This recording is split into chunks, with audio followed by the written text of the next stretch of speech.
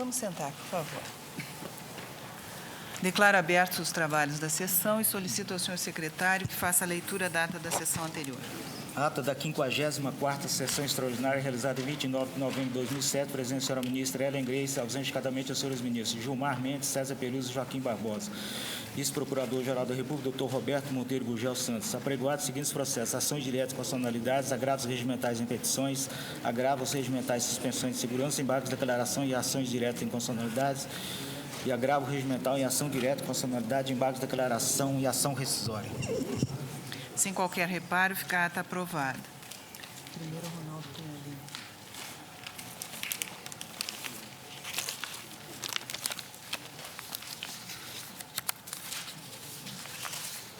O que é isso aqui? Chama julgamento para continuidade de julgamento. A ação penal número 333, autor o Ministério Público Federal, réu Ronaldo José da Cunha Lima, relator o ministro Joaquim Barbosa, revisor o ministro Eros Grau. O processo está com vista ao ministro Marco Aurélio, que tem a palavra para o seu voto. Presidente, antecipei o pedido de vista ante a circunstância de objeto da preliminar suscitada pela defesa mostrar-se contrário de início ao caráter linear que o Supremo tem atribuído, no correr desses últimos anos, à prerrogativa de foro, inclusive considerados acórdãos que cheguei a confeccionar. Em síntese, em 20 de setembro de 2007, a defesa veio articular que, em se tratando de crime doloso contra a vida, deve-se distinguir a dualidade processar e julgar. A competência do Supremo diria respeito à primeira fase, passando o tribunal assim a atuar como órgão instrutor, como órgão sumariante. Antes de adentrar a matéria, consigno esclarecimentos indispensáveis à revelação da verdade processual. Nem sempre este processo teve sequência regular. Nem sempre este processo esteve sob a jurisdição do Supremo. Os fatos que embasaram a denúncia aconteceram em 5 de novembro de 1993.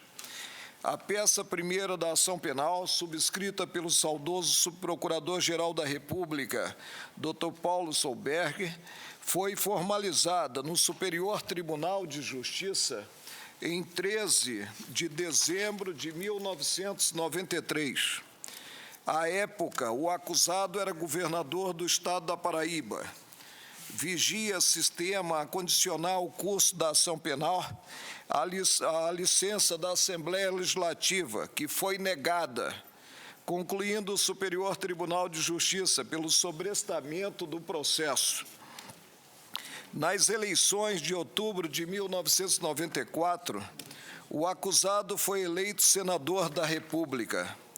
Deu-se o deslocamento da competência para o Supremo, em razão do disposto no artigo 102, inciso 1, a linha B da Constituição Federal. O Procurador-Geral da República ratificou a denúncia ofertada.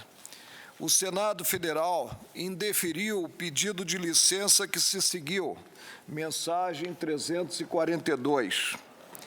Mediante acórdão publicado no Diário de 30 de junho de 2000, o Tribunal decidiu pela permanência do processo na Secretaria. Com a superveniência da Emenda Constitucional número 35, de 20 de dezembro de 2001, ficou afastado o óbice à sequência do processo. Abriu-se vista para a defesa preliminar prevista no artigo 4º da Lei 8.032 de 1990 e no artigo 233 do Regimento Interno do Supremo, apresentado em 17 de abril de 2002. Em 29 de maio de 2002, o Procurador-Geral da República pediu o recebimento da peça acusatória, o recebimento da denúncia. O Tribunal deliberou positivamente em 4 de outubro de 2002. foram ouvidas testemunhas por meio de carta de ordem. Nas alegações finais, em agosto de 2007, o Ministério Público asseverou comprovados a materialidade, a autoria e o dolo próprio ao crime versado na denúncia. Em contraposição, veio à baila a tese da legítima defesa putativa, afirmando-se que o acusado teve a compreensão de que a vítima iria sacar uma arma. Buscou-se refutar a qualificadora relativa à surpresa e o reconhecimento da figura do homicídio privilegiado na forma tentada, ante a circunstância de o crime ter sido praticado após injusta provocação da vítima. Ressaltou-se não habitarem o mesmo teto o homicídio privilegiado e a qualificadora, mencionando-se haver o acusado agido sob violenta emoção, devendo ser assentado que tudo ocorreu, presente o valor moral envolvido. Pleiteou-se mais a aplicação da pena no mínimo legal, observando-se as atenuantes do artigo 65, inciso 1 e 3, alíneas B e D, do Código Penal, contar o acusado com mais de 70 anos na data da sentença e haver buscado mitigar as consequências do ato e reparar o dano, bem como haver confessado espontaneamente perante a autoridade a autoria do crime. Eis quadro a revelar que a projeção do processo no tempo não resultou do emperramento da máquina judiciária. Decorreu não só das idas e vindas sob o ângulo da competência, como também de duas negativas de licença para dar-se o curso processual, inicialmente pela Assembleia Legislativa do Estado da Paraíba e, a seguir, a do Senado da República. Creio estar mais tranquilo agora o relator, ministro Joaquim Barbosa, no que verifica a confirmação do que disse quando alertado sobre a prescrição, que não permaneceria com a vista do processo sem liberá-lo para julgamento por período superior àquele que Sua Excelência levou, e foi muito curto, para estudá-lo, confeccionando relatório e voto e remetê-lo ao revisor.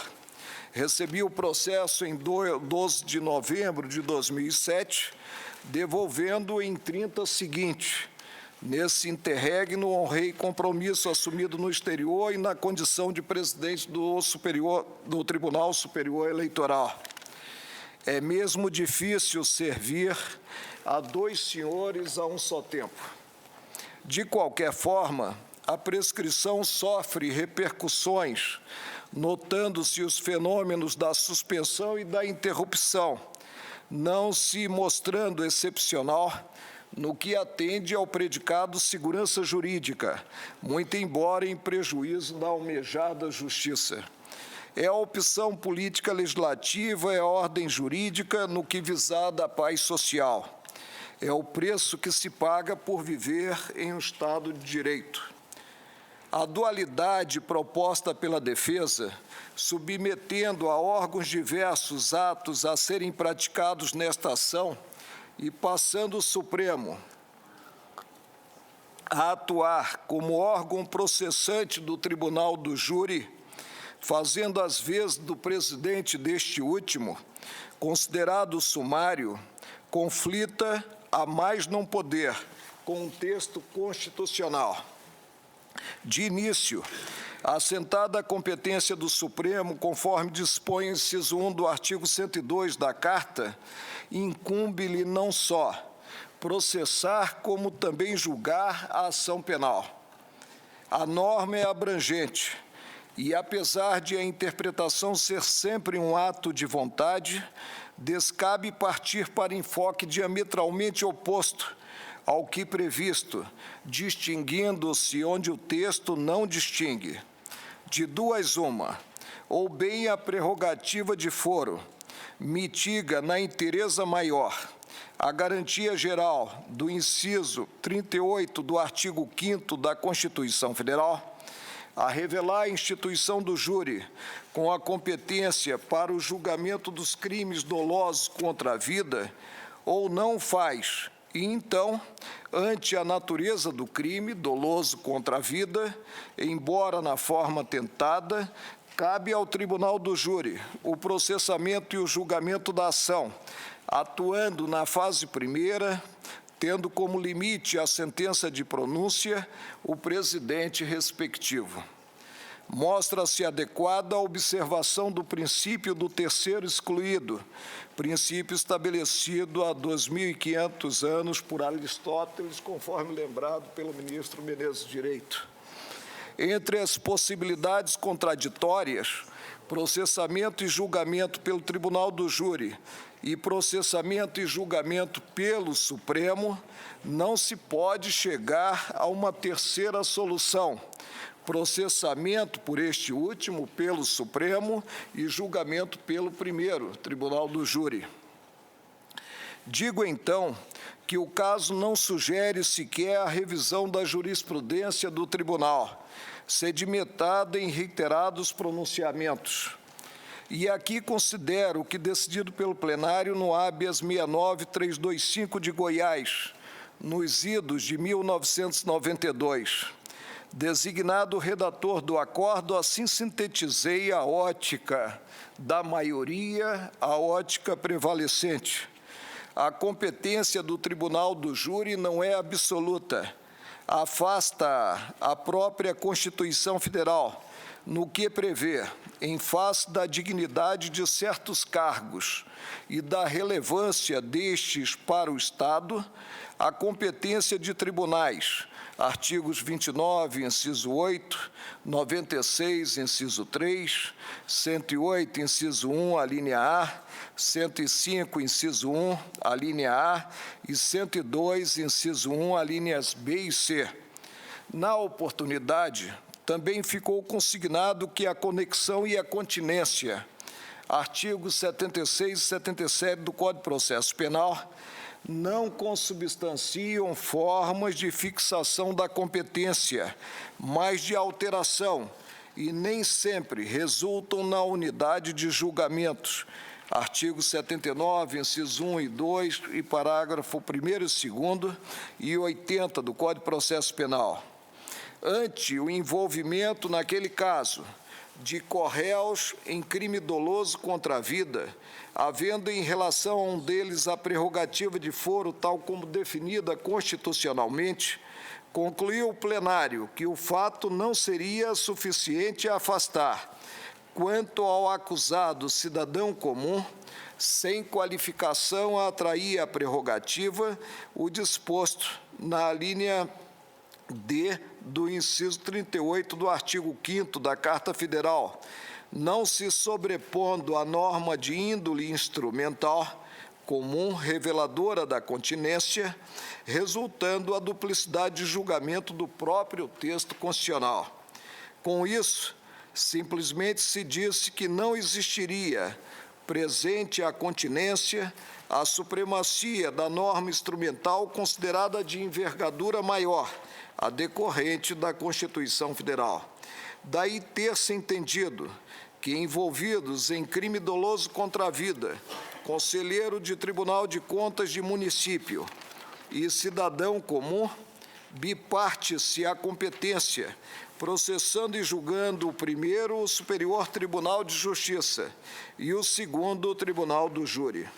Registrou-se o aparente conflito entre as regras versadas nos artigos 5º, inciso 38, a linha D, 105, inciso 1, a linha A, da Lei Básica Federal, e 76, 77 e 78 do Código de Processo Penal.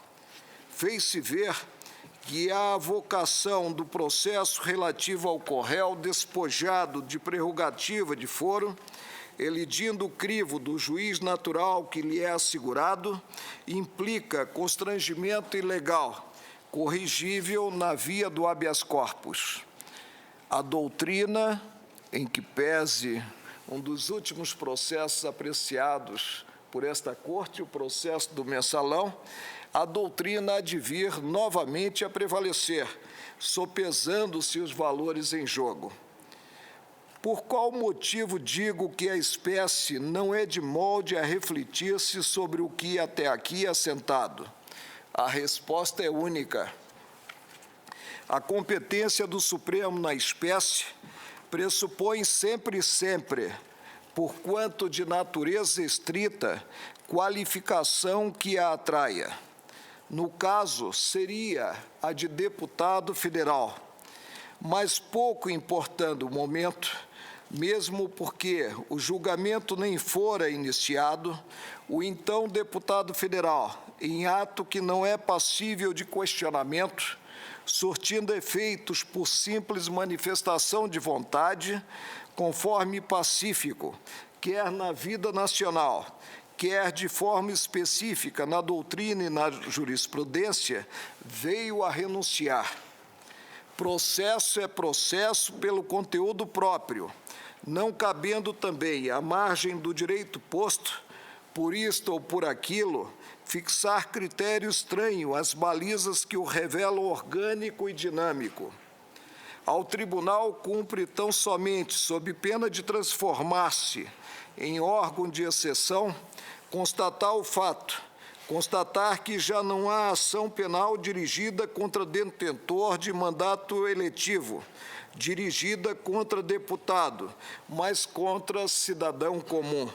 Do mesmo modo que o término do mandato e a ausência de reeleição implicam o afastamento da prerrogativa de foro, voltada não à proteção do cidadão, mas do mandato, do cargo ocupado, e disso ninguém duvida, tem-se a extinção ante a renúncia.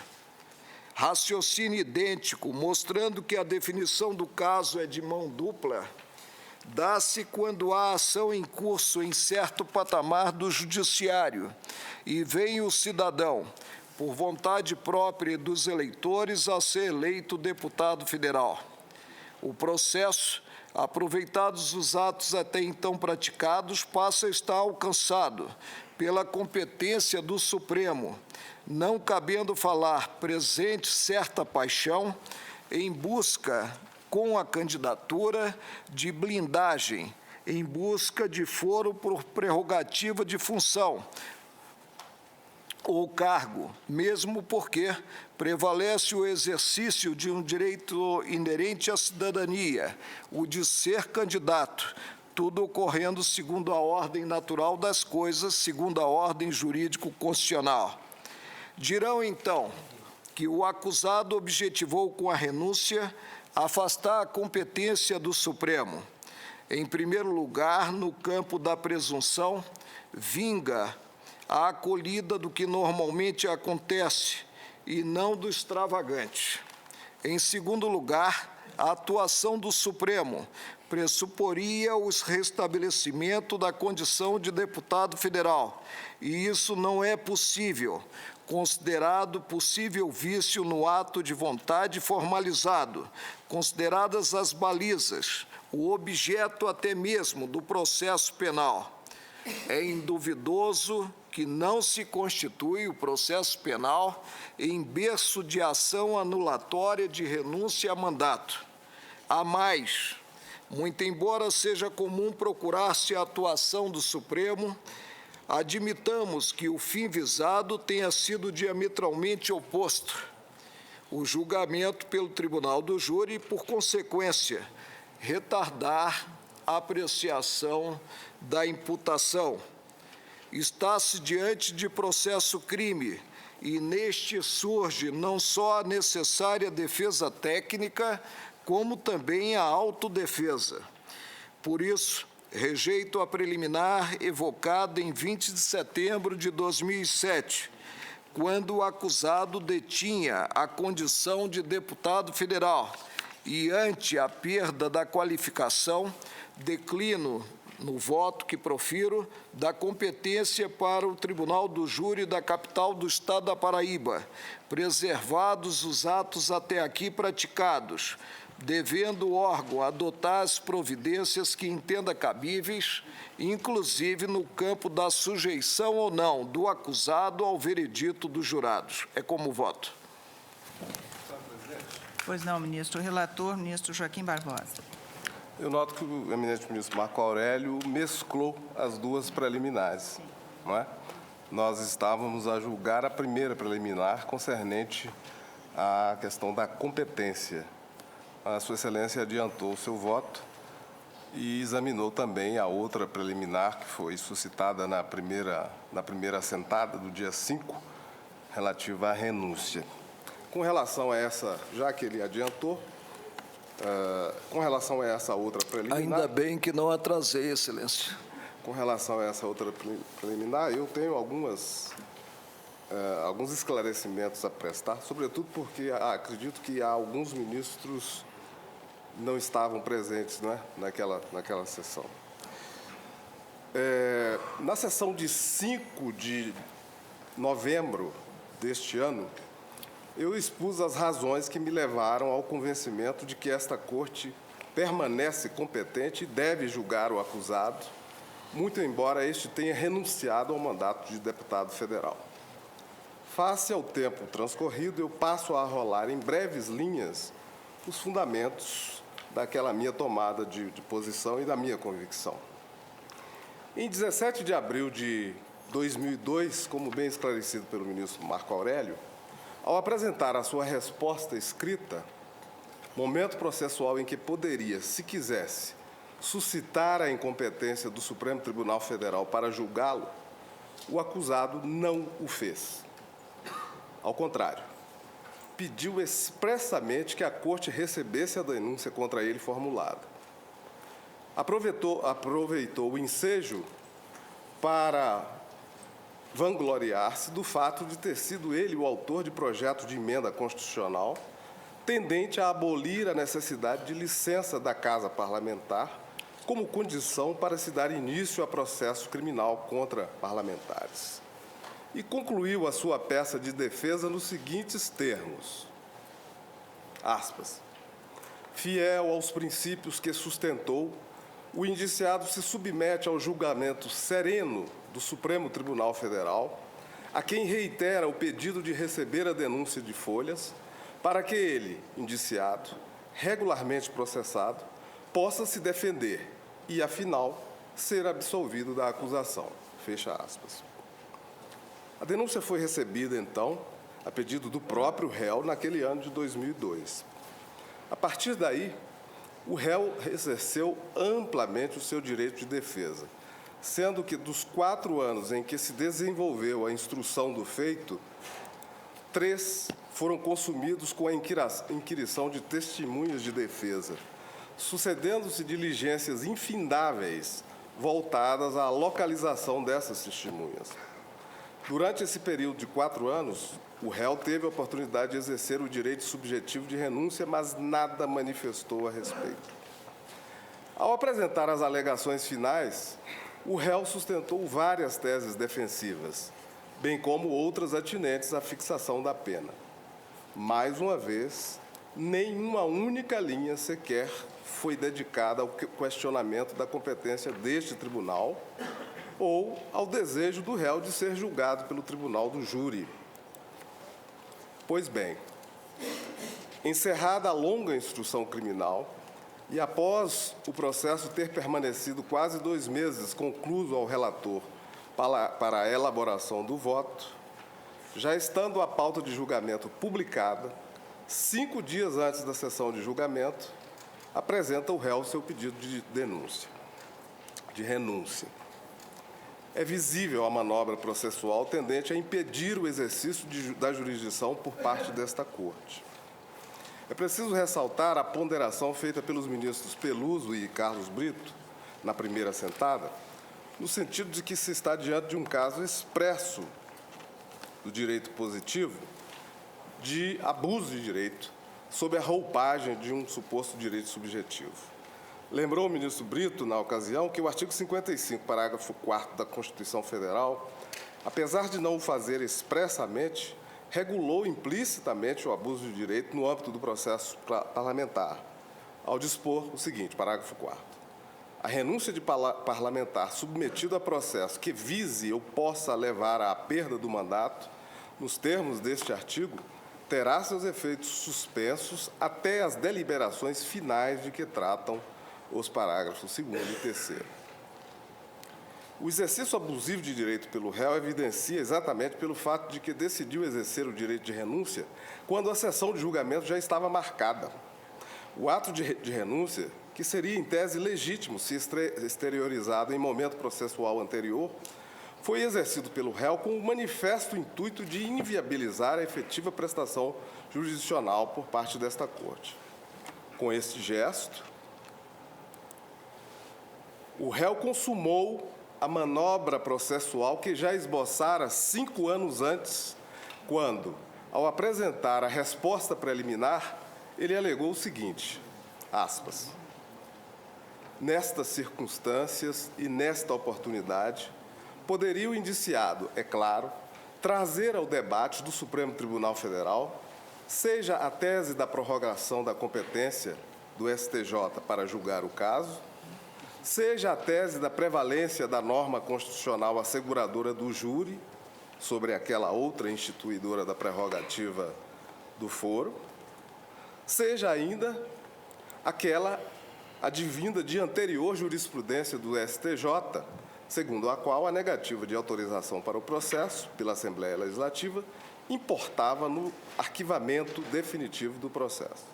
Seja, finalmente, a da não incidência imediata da emenda constitucional número 35, aplicável tão só às situações que se verificassem depois de sua promulgação. E concluiu o acusado. Não propõe o indiciado, nesta oportunidade, o debate de qualquer destas teses. Antes, pede ao Supremo Tribunal Federal que se digne receber como oferecida a denúncia formulada pelo Ministério Público Federal. Fecha aspas. Creio, senhora presidente, não ser necessário dizer mais nada para mostrar a presença inequívoca do abuso. E por essas razões, eu continuo convencido e voto pelo prosseguimento do julgamento. É como voto. Senhor presidente. Eu gostaria de ouvir o revisor Pois não. após o relator. Ministro Eros Grau. Senhora presidente, eu gostaria de, se fosse possível, consultar ligeiramente os autos, só para observar uma última vez uma peça. Eu, no dia 5 de novembro, quando nós começamos a debater a matéria, eu cheguei a votar e me impressionou muito a referência a uma manobra processual. Depois, posteriormente, vieram outros fatos ao conhecimento que, de certa forma, abalaram essa minha convicção. E por que abalaram? Porque, embora eu seja o revisor, Vossa Excelência há de se lembrar que havia uma preocupação muito grande com o processamento por causa da prescrição, segundo observara o ministro Joaquim Barbosa. Os autos vieram ao meu gabinete no dia 23 de novembro, ou melhor, vieram ao meu gabinete no dia 22 de outubro, e no dia 23 de outubro eu parei o meu gabinete, parei tudo, e mandei os autos. Ficaram 24 horas no meu gabinete, e eu dei o despacho, estou de acordo com o relatório de folhas tais, para pedir dia para julgamento. Muito bem. Nesse momento em que eu tomei conhecimento dos autos e preparei o meu voto de revisor, ainda não se encontravam nos autos uma questão de ordem que foi apresentada em 20 de setembro, e da qual não tinha conhecimento, porque ela só veio aos autos posteriormente, em 26 de outubro. De modo que, só para terminar, se vocês me permitirem, por alguma razão ela não estava nos autos, e, portanto, eu não tinha tomado conhecimento. Mas desde antes, já... Ela não estava nos autos. Deixa eu fazer uma reforma. dar uma informação suplementar. Na verdade, eu telefonei para Vossa Excelência no dia 21 de outubro e pedi preferência a Vossa Excelência porque eu pretendia julgar esse caso rapidamente. Vossa Excelência atendeu e me pediu que, para que Vossa Excelência pudesse dar tramitação rápida, dar o ok, Vossa Excelência precisava que eu lhe transmitisse o teor do meu voto. Foi o que eu fiz. Eu passei o meu voto a Vossa Excelência, por quê? Com isso, eu estava transmitindo a Vossa Excelência a urgência que eu tinha do caso. E creio que o fato de eu ter passado o meu voto a Vossa Excelência deve ter influenciado enormemente no fato de que Vossa Excelência apresentou os autos de volta, deu o ok para julgamento em menos de 24 horas. Sem dúvida, isso foi fundamental. E, aliás, eu agradeci a Vossa Excelência. Pois bem, que me enviaram. Vossa Excelência devolve os autos, eu, cônscio da urgência que o caso requer, despachei nessa petição que não estava nos autos, petição essa que traz questão que desde 2002 a defesa vinha anunciando que suscitaria e disse o seguinte, o que eu disse no meu despacho? Fato mais do que rotineiro nessa corte. Trata-se de questão de ordem formulada pela defesa no sentido da incompetência desta corte para processar e julgar o feito, tendo em vista a competência constitucional do Tribunal do Júri para o julgamento dos crimes dolosos contra a vida. Conduzirei a arguição, ou seja, a questão de ordem, ao julgamento do plenário, previamente à análise do mérito do presente feito como questão preliminar. Ao invés de decidir monocraticamente, fiz aquilo que todos aqueles que têm assento nessa corte e que entendem que a colegialidade deve primar sobre a individualidade fazem. Submeti ao plenário como preliminar. E eu não vejo em que este ato, por mim tomado, altera a substância da manobra processual que eu acabo de relatar, que é visível. Por essas razões, eu creio que eu deveria prestar esse esclarecimento. Eu mantenho o meu voto no sentido do prosseguimento do julgamento. Posso prosseguir agora? Com a palavra. Bom, realmente, essas observações não alteram o curso da minha exposição. Existe uma petição protocolada no dia 20 de setembro de 2007, nas folhas 3023, às 15 horas. Essa petição trata da questão de ordem, em 20 de setembro. Quando eu tomei conhecimento dos autos, em 22 de outubro, essa petição não se encontrava nos autos. Eu não tinha conhecimento dela. Ela só veio aos autos posteriormente, em 26 de outubro. Não sei, deve ter havido alguma razão. Não estou questionando isso, não é problema meu. É a pressa de julgar, a pressa em prestar à jurisdição, a pressa em dar... É o respeito à vítima, que fez com que eu andasse às pressas com esses autos. Pedisse a Vossa Excelência que desse preferência. Eu não estou questionando isso. Pedisse a Vossa Excelência que liberasse o processo ao julgamento imediatamente. E, mas eu não estou questionando isso. E, ao invés de juntar aos autos, as petições nessa casa sobem aos gabinetes, muitas vezes, sem os autos. Todos nós sabemos disso. Eu despachei imediatamente após. Eu não estou questionando nada disso. Não há qualquer irregularidade nisso. Essa é a praxe aqui no tribunal. Eu não estou questionando isso. Eu conheço a praxe, tanto quanto Vossa Excelência. Mas Vossa Excelência me permitir que termine o meu raciocínio, ou Vossa Excelência, se tem algum esclarecimento a dar, por favor, dê agora, para que depois eu possa completar. Eu acabo de dar todos os esclarecimentos, ministro Hélio. É que Vossa Excelência está se valendo de um suposto deslize administrativo para justificar uma mudança de voto. Não, eu não preciso me justificar mudança de Eu sei voto, muito bem disso, Vossa Excelência. imputando a Vossa Excelência deslize. Não estou imputando. Vossa Excelência que está... Mesmo porque não há deslize algum. Eu deixei de decidir monocraticamente e trouxe a julgamento do plenário. Aliás, nós estamos julgando essa preliminar. Nós estamos Presidente, julgando eu essa posso terminar? preliminar. Vamos ouvir o ministro Eros Grau agora. Então, o que ocorre é isso. Essa petição era anterior, ela não foi juntada aos autos por alguma razão. Eu não estou questionando essa ou aquela providência. Não me cabe censurar nenhum ministro supremo. Isso não diz respeito à minha função, ao meu ofício aqui. O que ocorre é que eu estava mal informado. Vossa Excelência está insinuando. Vossa Excelência está insinuando. Eu não estou insinuando, eu estou dizendo que há nos autos uma petição do dia 20 de setembro e que só veio aos autos depois. Isso é verdadeiro. Vossa Excelência. Ora, meu Deus do céu.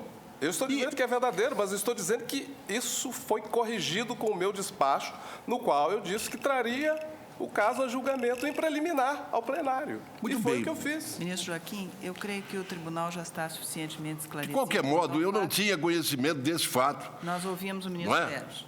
E que só veio aos autos posteriormente e que, no meu modo de ver, altera inteiramente aquele conceito, a ideia de que teria havido uma manobra processual no caso. Não houve manobra processual.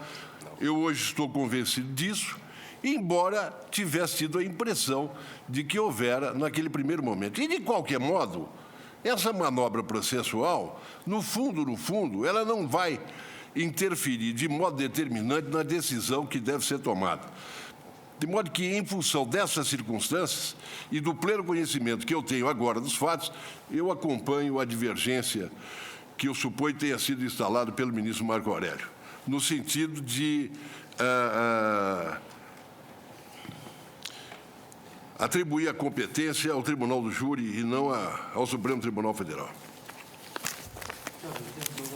Ministro Senhor César Presidente, Peluso. antes que Vossa Excelência tome os votos dos ministros que ainda, por não estarem ter estado presente na primeira assentada, ainda devam votar, e pela circunstância de que Suas Excelências podem não ter tomado conhecimento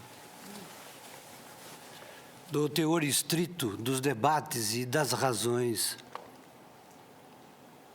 levantadas pelos ministros então presentes naquela oportunidade, eu gostaria, com permissão de Vossa Excelência e dos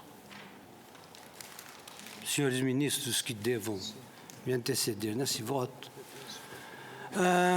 de tornar a retomar a questão, porque o eminente ministro Marco Aurélio, rejeitando a primeira questão de ordem, a primeira do ponto de vista cronológico, adentrou desde logo a questão que então fora suscitada na primeira sentada de julgamento.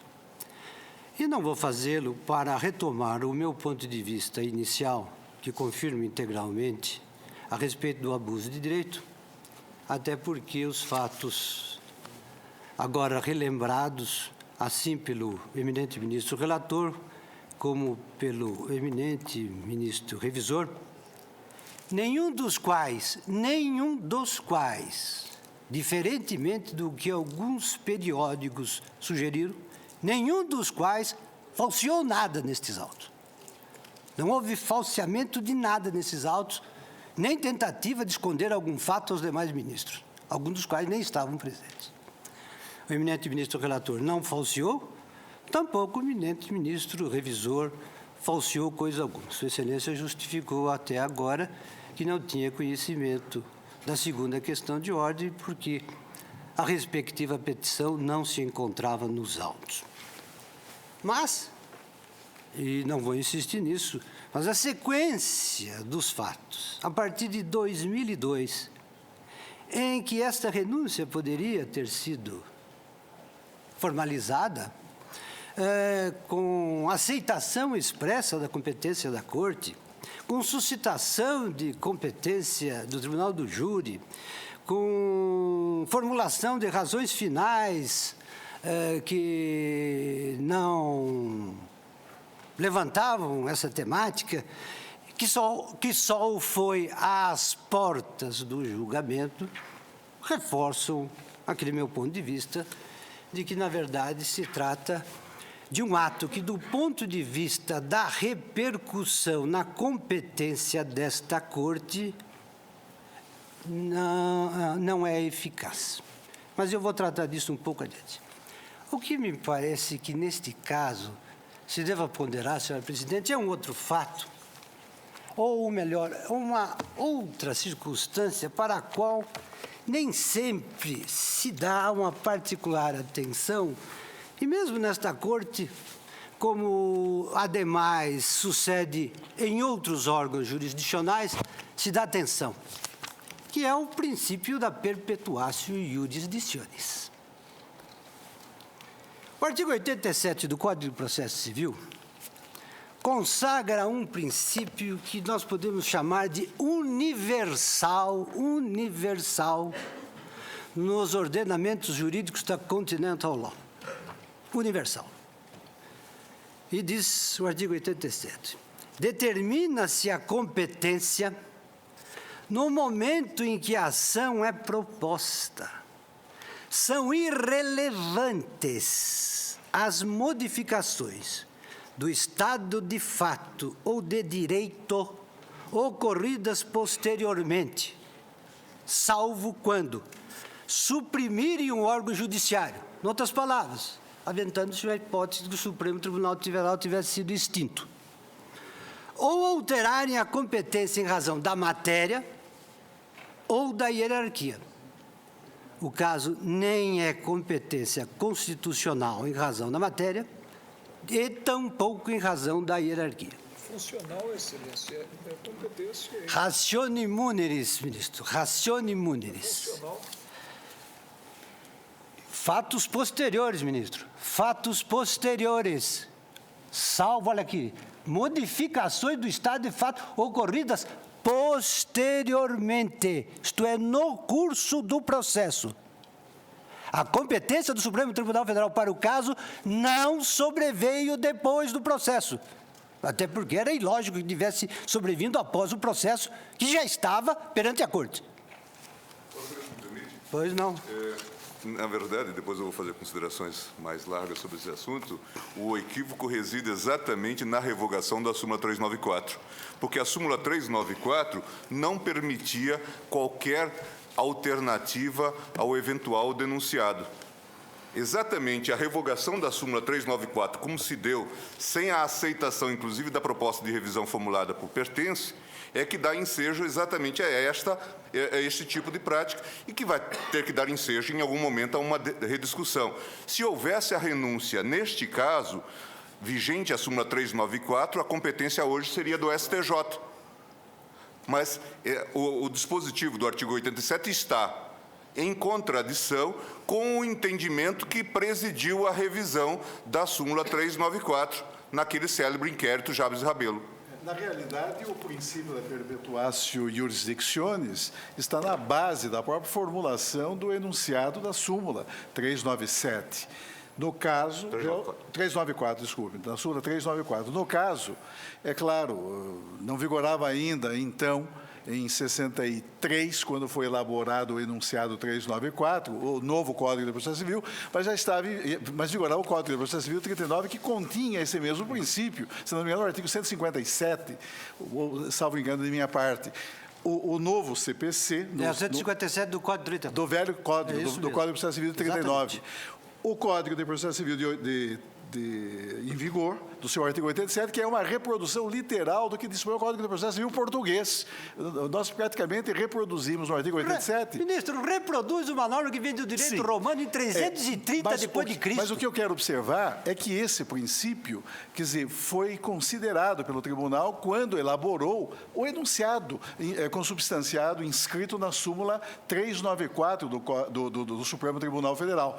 Talvez essa situação justificasse, isso sim, uma nova reflexão do tribunal a respeito de situações como essa. E é o que eu estou propondo ao tribunal. Se você me permitir, eu vou acabar de propor. Só para concluir. Vou expor as minhas razões. Apenas para concluir. A consideração do tribunal. Apenas para concluir, se ainda estivesse em vigor a súmula 394 e considerada a relação de contemporaneidade que deve haver entre a data da suposta prática delituosa e o momento da definição da competência penal originária de determinado tribunal judiciário, é evidente que, no caso, remanesceria competente o Superior Tribunal de Justiça, dada a condição de governador de Estado do réu naquele específico momento em que supostamente teria cometido o delito que lhe foi atribuído pelo Ministério Público.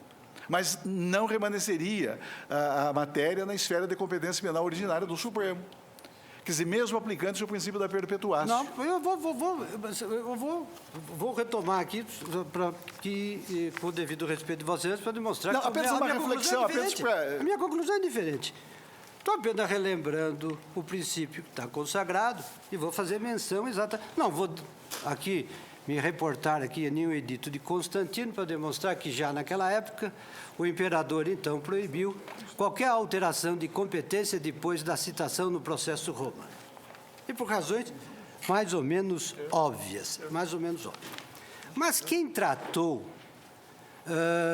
ex professo desta matéria em vários trabalhos, mas num deles particularmente famoso, que se encontra publicado no seu SAD, foi Chiovenda. É um artigo chamado Sulla Perpetuatio Jurisdictionis, que é um longo artigo que examina desde o direito romano todas as razões da impossibilidade de mutação da competência e que podia ser resumido numa exemplificação muito simples.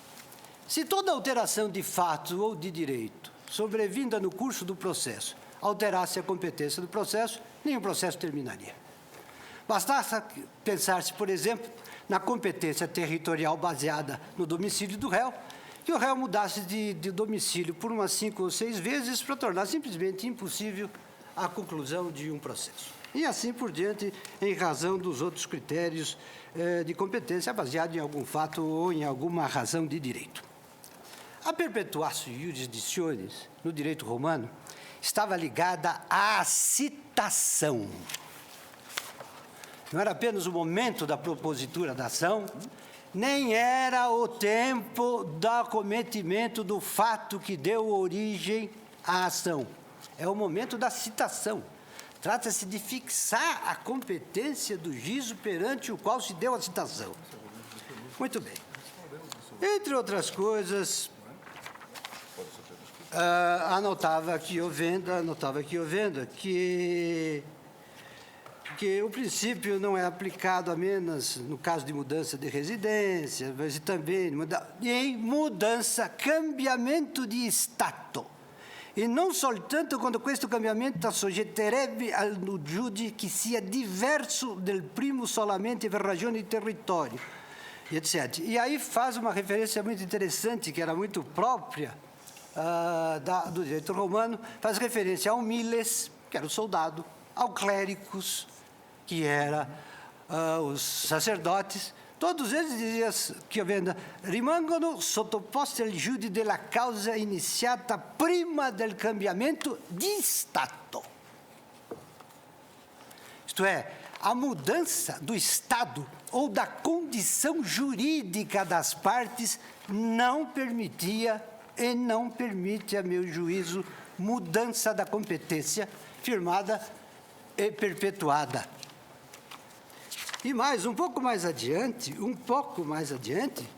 Chiovenda torna a insistir que ne derivava che la competenza riconosciuta nel momento della costituzione del giudizio rimaneva stabilita per tutto il processo, non solo nei casi in cui essa si fondava su fatti ormai avvenuti, quindi immutevoli, e aí fazia referência ao fórum contratis, fórum originis, ma anche quando era determinata di circostanze personali del convenuto, mutabile durante la lite, e diz testualmente, fórum privilegiatum.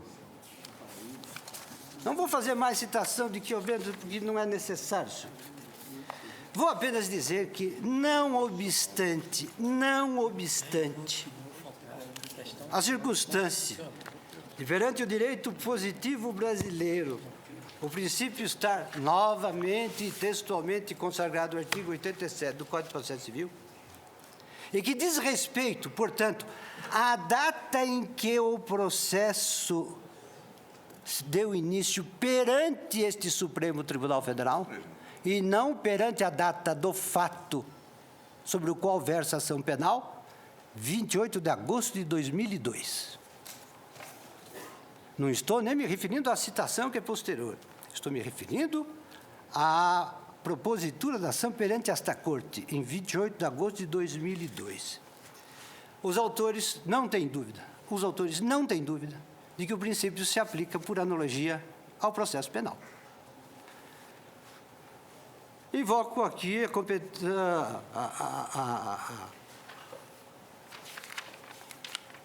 o juízo do grande José Frederico Marques. O Código de Processo Penal não contém um preceito genérico como do artigo 151 do Código de Processo Civil, de 39. Porém, no artigo 81, traz uma regra que é corolário da perpetuatio jurisdictione. E mais adiante, Sua Excelência, então, Sua Excelência faz referência à perpetuação da jurisdição.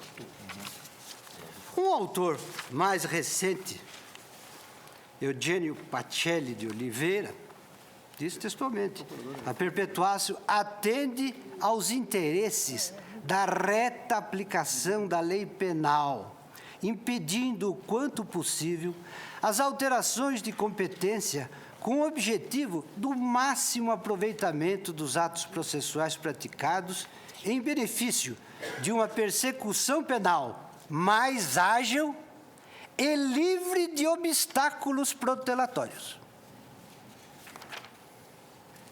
Não está falando sobre esse caso, está falando em tese. Em uma imagem talvez ousada, diríamos que a perpetuatio jurisdictionis seria como uma companheira inseparável do princípio da identidade física do juiz, uma vez que ambos se destinam a preservar o conhecimento judicial da causa já realizado pelo juiz, a quem ela foi distribuída e que já realizou a instrução probatória. Coisa de grande repercussão neste caso e em outros casos submetidos já a esta Corte e que podem sê-lo futuramente. A mesma coisa diz Douglas Fischer. A mesma coisa diz, em geral, todos os processualistas penais. Todos os processualistas penais. O que temos no caso? Temos no caso que houve uma alteração que não seria estritamente, de fato, uma alteração de direito superveniente que diz com a condição ou o status do réu. Esta alteração não influi, não pode influir na competência já perpetuada no momento da propositura da ação e, se quiserem, no momento da citação da causa. Porque o princípio não permite. O princípio não permite. Essa é a conclusão puramente jurídica, senhor presidente. Com devido respeito, é a que me parece. Se o cancelamento da súmula 394 foi acertado, foi desacertado, mas, enfim, se a Corte deva ou não deva tomar esta ou aquela... Não, o relevante para mim é que isto seja novamente objeto de consideração à Corte. Por quê? Não apenas pelas razões puramente de direitos a que já me referi, mas pelas gravíssimas consequências de ordem prática, das quais quero sublinhar apenas duas que me bastam, para concluir meu raciocínio.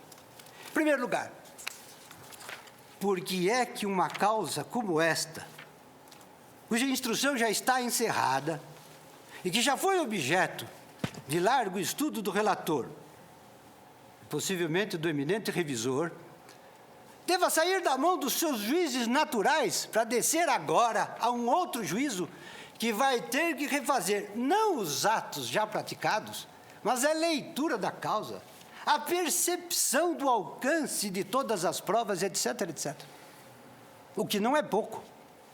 o que não é pouco, e que contraria, portanto, todos os fundamentos do princípio da identidade do juiz ou da imediatidade ou da permanência subjetiva do juiz, segundo o qual está mais bem aparelhado aquele que concluiu a instrução ou que presidiu o processamento dessa instrução.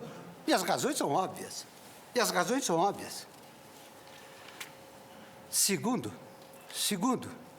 a redução, e eu diria não a redução, mas a degradação do Supremo Tribunal Federal a uma corte preparatória de instrução de julgamentos de juízes singulares e de tribunal de júri. A mudança de qualquer fato ou de qualquer condição jurídica superveniente que pudesse influir na competência desta Corte, teria por efeito prático quando o processo já tivesse terminado como este, e como outros que estão em andamento, e outros que virão. Significaria que o Supremo Tribunal Federal, desde 2002, está preparando uma causa para ser julgada ou para um juiz de primeiro grau ou para o Tribunal do Júri. Voltamos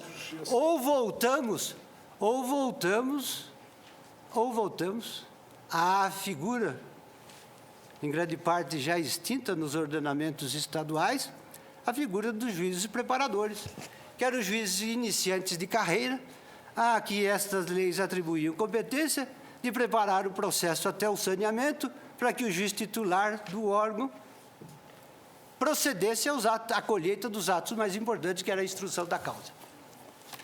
O que vai suceder além deste caso, se vingar a tese propugnada pela defesa na questão de ordem?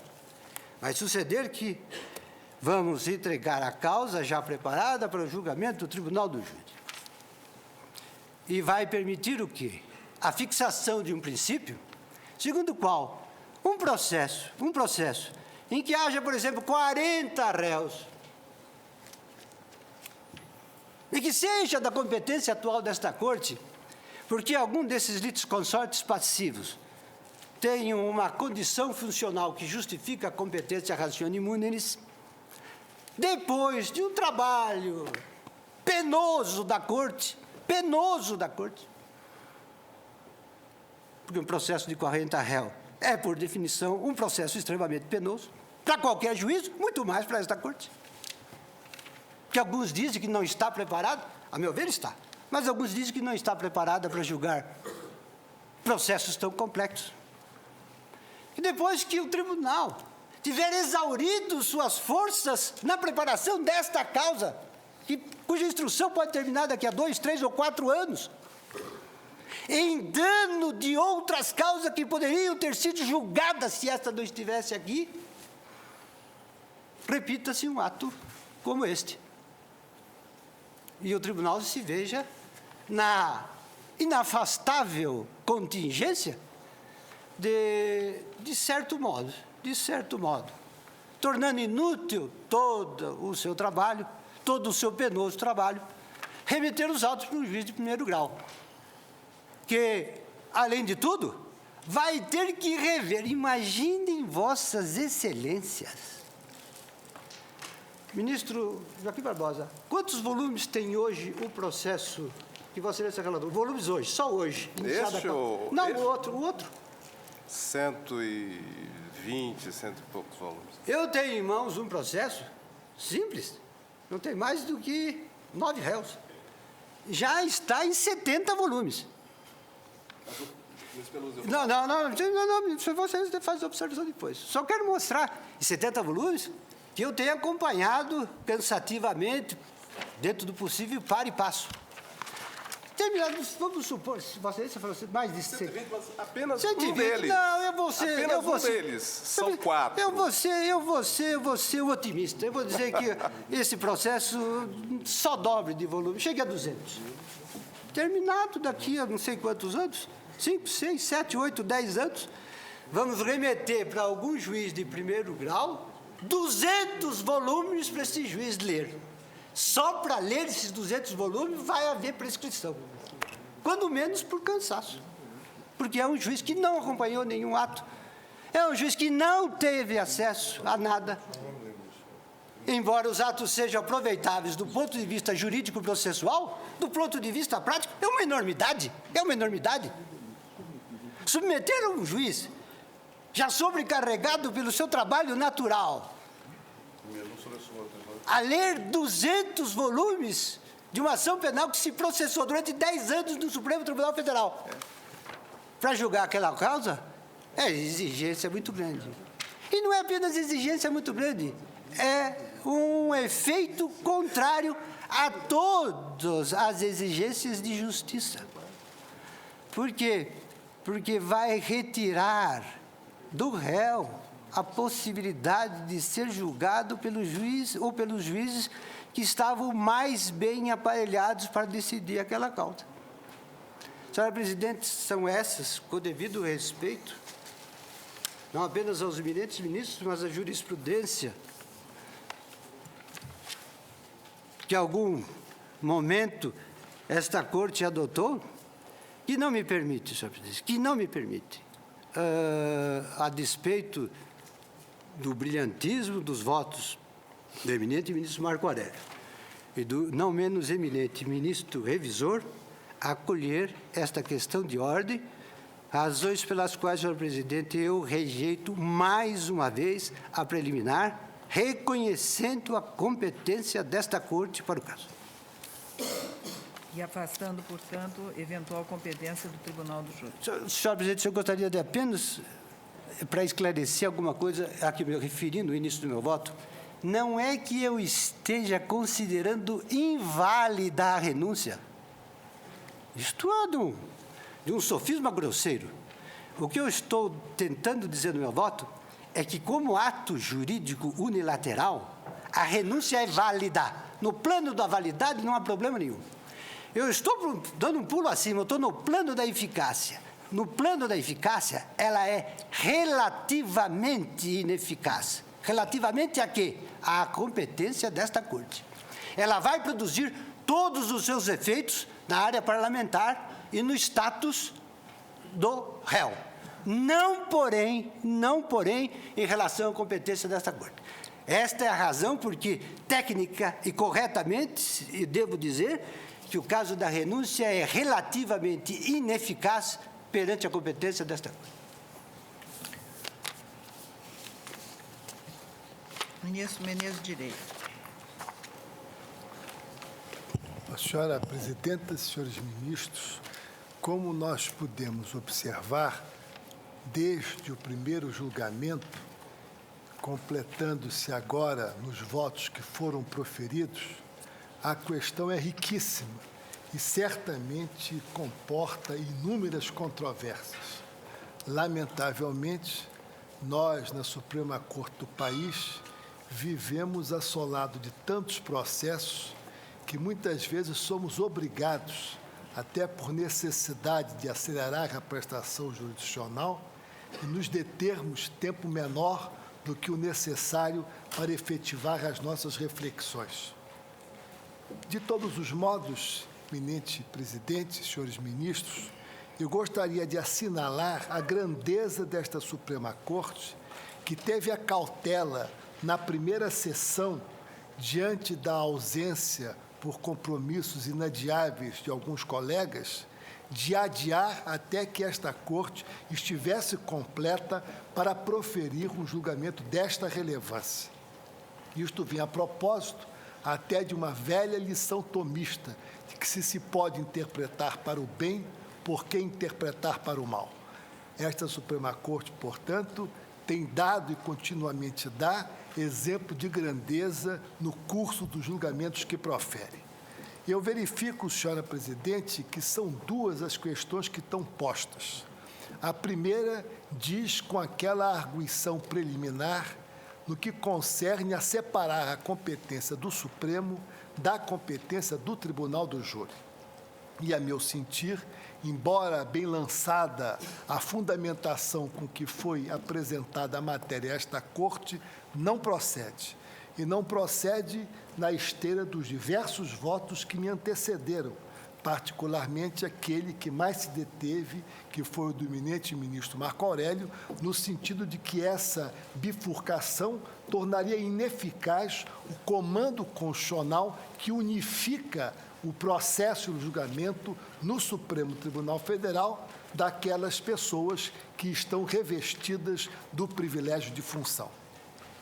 Quanto à segunda preliminar, nós enxergamos aqui um enorme debate, não somente a partir do voto inaugural do eminente ministro Joaquim Barbosa, que, como de hábito, nos brindou com sua lucidez, abrindo uma vereda nova para a interpretação do ato de renúncia de um parlamentar com relação à sua eficácia no plano da competência do Supremo Tribunal Federal, perpassando o voto do eminente ministro Marco Aurélio e agora no erudito voto do eminente ministro César Peluso, no que concerne a lição histórica sobre a perpetuatio jurisdicionis a partir dos antigos clássicos romanos que, afinal, vieram incorporados nos nossos diversos códigos de processo civil. Todavia, eu vou pedir vênia ao eminente ministro relator e ao eminente ministro César Peluso para acompanhar a divergência inaugurada pelo eminente ministro Marco Aurélio. E vou fazê-lo, pelo menos na minha avaliação, no meu convencimento e na minha perspectiva, de forma extremamente simples. É que eu entendo que essa orientação, se adotada neste momento, significaria o restabelecimento da própria súmula 394, na medida em que esta súmula, que foi afastada em setembro e agosto de 1999, no inquérito 687, previa exatamente a perpetuatio jurisdicionis. E o Supremo Tribunal Federal entendeu, considerando as circunstâncias de cada caso, que ela deveria ser revogada. É certo que o argumento trazido pelo eminente ministro César Peluso, já invocando a velha doutrina kelseniana na separação dos diversos planos de validade e de eficácia, para dar uma eficácia restrita ao ato de renúncia e, portanto, não aplicando a essa eficácia o plano da competência do Supremo Tribunal Federal, tem enorme grandeza. Tal qualmente tem grandeza as ponderações que Sua Excelência faz no que concerne às repercussões que podem advir da manutenção desta orientação. Todavia, com todo o maior respeito à posição adotada por Sua Excelência, aquela do eminente ministro Joaquim Barbosa, eu estou absolutamente convencido que nós devemos manter a orientação que a Suprema Corte está mantendo desde que foi revogada a súmula 394, sem prejuízo de futuramente podermos reexaminar até mesmo o restabelecimento da súmula, se assim esta Suprema Corte entender. São essas as razões, louvando os votos que foram proferidos, que me levam a acompanhar as completas a divergência inaugurada com o voto do ministro Marco Aurélio. Ministro Joaquim. Eu acompanho, na sua essência, o voto do ministro Peluso, mas eu gostaria de fazer uma pequena precisão. É que eu não acompanho, Sua Excelência, na extensão em que ele quis dar a questão. Eu não chegaria ao ponto de ressuscitar a súmula 394. Eu me limitaria às circunstâncias do caso. Perpetuatio jurisdictione, que eu proporia neste caso, estaria vinculado às circunstâncias do caso. Ou seja, nós estamos tratando de um processo que estava pautado para julgamento. O marco, para mim, seria este. O fato de o processo estar pautado para julgamento. A renúncia se deu quando o processo estava em vias de ser chamado a julgamento. Eu me limitaria a esse marco temporal. Eu não voltaria àquela abrangência permitida pela súmula 394. Portanto, o que eu proponho limita-se a essas circunstâncias precisas do caso. O fato de que o tribunal estava para julgar o caso e a renúncia se deu poucos dias, 2, 3 dias. Ministra Carmen Lúcia, colho o voto de Vossa Excelência. Senhora Presidente, eu na sessão de 5 de novembro, exatamente no dia em que se completavam 14 anos do fato denunciado, eu pedi vista desses autos após o voto do ministro relator, ministro César Peluso, do ministro Eros Grau e do ministro Carlos Brito. E o que se discutia naquela ocasião era basicamente a segunda parte, ou a segunda questão de ordem que acabou sendo trazida por mim, mas com relevo dado à primeira das questões de ordem hoje posta e que se resolve a partir do voto visto do eminente ministro Marco Aurélio. Naquela sessão, quando eu voltei a trazer, eu trouxe exatamente a primeira parte a se resolver na sessão de hoje, que seria, e sobre a qual eu devo também votar, que é referente à manutenção ou não da competência deste Supremo Tribunal Federal para o julgamento de crimes dolosos contra a vida. Sobre isso eu acompanho, acho que até aqui há unanimidade.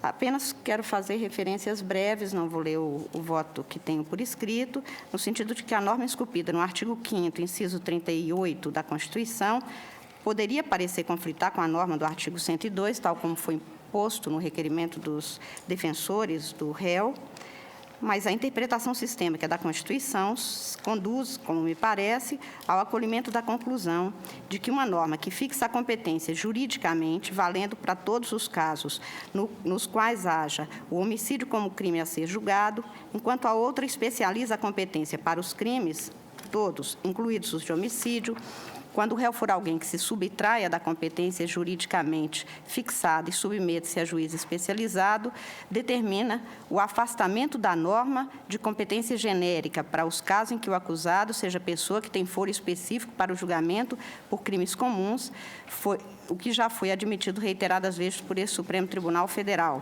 Estou citando uma vasta jurisprudência e salientando, inclusive, que a competência do Tribunal do Júri, que, aliás, foi realçado no voto do eminente ministro Marco Aurélio, não é plena, tanto que, por exemplo, para outros crimes, que não apenas para esses que têm foro especial, mas, por exemplo, crimes que têm uma jurisdição especializada, como a dos crimes militares, não se submetem ao Tribunal do Júri.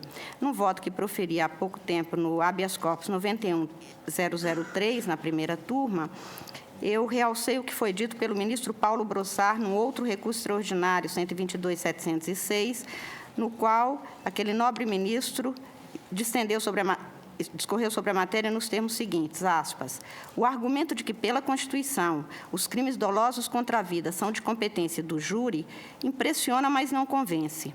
É claro que a norma constitucional que assegura como garantia individual o julgamento pelo júri dos crimes dolosos contra a vida tem a maior amplitude.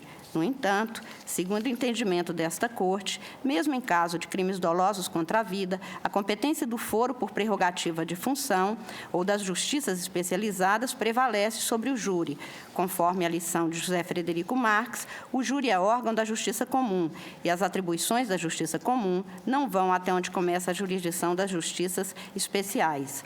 Eu saliento ainda que, se pudesse concluir se o Tribunal do Júri competente para julgar todos os crimes dolosos contra a vida, incluídos aqueles praticados pelos que detêm a denominada prerrogativa de foro, todos os processos que tivessem tramitado e até concluído pelos tribunais até aqui, tidos como competentes, tais como tribunais de justiça, tribunais regionais federais e Superior Tribunal de Justiça, estariam invalidados, uma vez que a violação de regra de competência produz nulidade absoluta. Por isso, quanto a essa primeira questão de ordem, eu também acompanho o voto do ministro relator e de todos os que o seguiram, no sentido da manutenção da interpretação até aqui prevalecente, de que a regra de competência especializada sobrepõe-se àquela genérica do artigo 5º, razão pela qual prevalece a competência deste Supremo Tribunal Federal. Quanto à competência do Supremo Tribunal Federal, mantida após a renúncia do réu, eu vou ler algumas passagens só de um voto que ficou muito longo, para me referir à circunstância de que, quanto a esta competência do Supremo, que se firma constitucionalmente com a característica própria deste elemento jurídico, a saber, como a medida de capacidade de agir, segundo o direito para desempenhar uma função que lhe é constitucionalmente atribuída, há de se afirmar que a competência não é faculdade, é dever. Portanto, nem o próprio agente, órgão ou poder a quem a Constituição confere competência pode dela declinar ou dispor, nem fator externo pode retirar, alterar ou frustrar o exercício dessa obrigação constitucional, senão nos casos especificados pela própria Constituição. Na esteira deste entendimento, ensina, dentre outros, Celso Antônio Bandeira de Mello, que, aspas, visto que o poder expressado nas competências não é senão a face reversa do dever de bem satisfazer interesses públicos, a competência há de ser conceituada como um círculo compreensivo de um plexo de deveres públicos, a serem satisfeitos rigorosamente mediante o exercício de correlatos e demarcados poderes instrumentais, legalmente conferidos para a satisfação de interesses públicos. Consequência disso, diz aquele professor, é que as competências outorgam em concreto, única e exclusivamente, o poder indisponível para curar o interesse em vista para qual foram atribuídos a um órgão. Essas competências são de exercício obrigatórios para os órgãos e agentes públicos. Exercitá-las não é questão entregue à livre decisão de quem as titularize. Não está em pauta problema pessoal do sujeito ao qual ele possa dar a solução que mais lhe apraz. Está sotoposto ao dever jurídico de atender à finalidade legal e, pois, de deflagrar os poderes requeridos para tanto, sempre que presentes, os pressupostos de seu desencadeamento, que são irrenunciáveis, intransferíveis e imodificáveis, pela vontade de quem quer que seja, inclusive do próprio titular. Ora, na sequência da inteligência pacificamente afirmada na doutrina sobre o tema, competência não se exerce porque, como ou quando deseja o seu titular ou um terceiro, mas sempre que compareçam a situações em que deva ela ser desempenhada. E no artigo 102, inciso 1, a linha B da Constituição, estampa-se a competência do Supremo para processar e julgar, originariamente nas infrações penais, caso dos autos, dentre outros, os membros do Congresso Nacional, situação que era ostentada pelo réu durante todo o processo e até a véspera da sessão final de julgamento desta ação. O processamento e julgamento, que de 1993, data da prática do ato denunciado como penalmente imputável, até o último dia 1º de novembro, titularizava status, primeiro de governador de Estado, subtraído por isso ao processamento garantido, incondicionado e necessário, e, na sequência de membro do Congresso Nacional, sujeito a este Supremo Tribunal Federal, deu-se como dever indeclinável, indisponível e incontornável deste órgão judicante. Por isso, nem poderia deixar o Supremo de honrar a sua obrigação constitucional de dar cobro ao que lhe é fixado como competência originária, nem poderia dela ser afastado pelo ato de quem quer que fosse, menos ainda por voluntarismo de quem pretenda se excluir da jurisdição, segundo o seu parecer. Nem poderia o Supremo, aliás, se omitir do seu dever constitucional de processar e julgar, como está a fazer, quem foi denunciado pelo Ministério Público Federal, no momento em que, pela prática pretensamente criminosa e que figura entre os que estão sujeitos à sua competência, determina, para que não se frustre ou mesmo se fraude a competência do Supremo, o cometimento e o julgamento por conveniência pessoal de quem quer que seja. Convém, nesse passo, dizer uma palavra breve que seja sobre o aproveitamento, entre aspas, dessa prerrogativa de foro por exercício de função, neste caso, até o presente momento. Essa prerrogativa, que não é direito, é garantia dever que se põe pela qualidade de uma função ou pela imperiosidade de resguardo das condições de um cargo, há de ser tida como válida quando o seu exercício mais propicia o atingimento da finalidade pública legítima buscada. Prerrogativa não pode ser tida, menos ainda exercida, como privilégio, menos ainda como privilégio que se exerce quando, como e até quando se desejar. Todo e qualquer privilégio, que não se compadece com a ideia de democracia, menos ainda com a de república, há de encarecer a busca da legitimação das prerrogativas. Não adentro, portanto, a questão da denominada prerrogativa de foro, por não ser o momento nem o caso para se suscitar a questão, mas argumento que, tida como prerrogativa a competência jurisdicional concentrada no sistema para o processamento e julgamento de crimes comuns imputados àqueles elencados no artigo 102, inciso 1 da Constituição, não pode tal competência ser afastada nem pela ação omissiva do Supremo, nem pela atuação de terceiro, menos ainda do interessado, indiciado ou réu, em processo a que já esteja submetido judicialmente por uma marca fixada em data definida a partir do quanto determinado nos termos da lei. Note-se, no sistema constitucional democrático, não é o acusado quem escolhe o seu juiz. Preordena-se a competência exatamente para evitar escolhas ad hoc dos julgadores, a fim de que não se beneficiem nem se prejudiquem acusados, máximos os sujeitos dos processos penais. Daí o princípio do juiz natural, segundo o qual a prerrogativa para o exercício da jurisdição de função talha no sistema constitucional vigente, competência do Supremo para processar e julgar os agentes arrolados na linha B do inciso 1 do artigo 102 da Constituição. Do julgamento não pode se esquivar o juiz. Do juiz não há de escapar o acusado, porque o processo penal não é uma opção do denunciado, mas um dever jurídico insuperável que se lhe advém de conduta sujeita ao crivo judicial levado a efeito pelo Estado. Não se aceita a vingança da sociedade, nem se aceita impunidade pelo Estado. Desde o afastamento do réu no presente processo do cargo de deputado federal, às vésperas da sessão de julgamento, vem se afirmando que teria ele optado pelo júri como instituição perante a qual preferiria ser julgado, ou que teria direito a esse julgamento perante o tribunal do júri.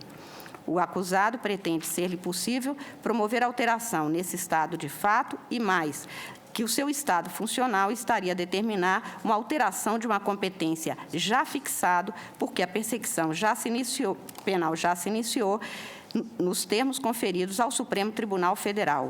E o desempenho desta Casa não pode ficar a depender do exclusivo alvedrio do réu e não da aplicação do direito impessoalmente positivado. Note-se, ademais, que da subtração do acusado ao júri não se submeteu o réu ao longo dos últimos 14 anos, tendo, pode-se dizer de certa forma, usufruído da situação de alguém sujeito à jurisdição nessa Casa, quando se verifica, por exemplo, nos autos, que apenas para se localizar uma das testemunhas de defesa se despendeu mais de um ano após aqueles primeiros 8 anos, período em que sequer puderam os órgãos judicantes do Estado atuar pela ausência de autorização legislativa para o processamento, conforme observa em seu relatório o eminente ministro relator. Impõe-se uma segunda observação neste item, no sentido de que, se o sistema constitucional vigente suportasse